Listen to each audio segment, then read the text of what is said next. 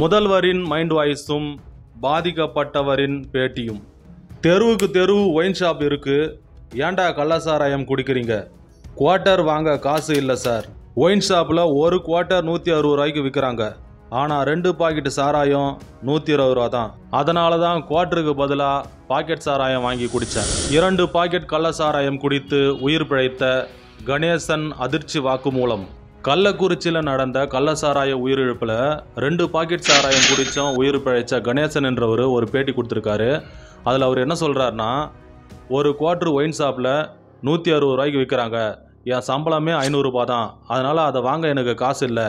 ஆனால் பட்ட சாராயம் 120 ரூபாய்க்கு 2 பாக்கெட் விற்கிறாங்க, அதனால தான் வாங்கி குடித்தேன். இதுக்கப்புறம் என் வாழ்க்கையில் நான் கள்ள சாராயமே குடிக்க மாட்டேன் அப்படின்னு வாக்குமூலம் கொடுத்துருக்காரு.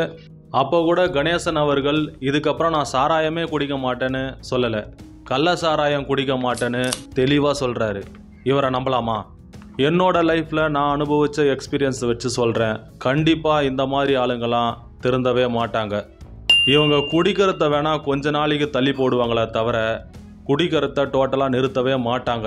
இவங்களோட மனநிலை அவங்கள விடாது. இதுக்கு ஒரே தீர்வு இந்த அரசாங்கத்துக்கிட்ட தான் இருக்குது. பூரண மதுவிலக்கு சாத்தியம் கிடையாது, அதனால் நாங்கள் படிப்படியான மதுவிலக்கை தான் அமல்படுத்துவோம் அப்படின்னு சொல்லிட்டு காலங்காலமாக ஏமாற்றிக்கிட்டு வராங்க. உண்மை என்னென்னா, தமிழ்நாட்டில் பூரண மதுவிலக்குன்றது 3 மாதத்துலேயே நல்ல சாத்தியமான ஒரு விஷயந்தான். ஆனால் அவங்க பண்ண மாட்டாங்க.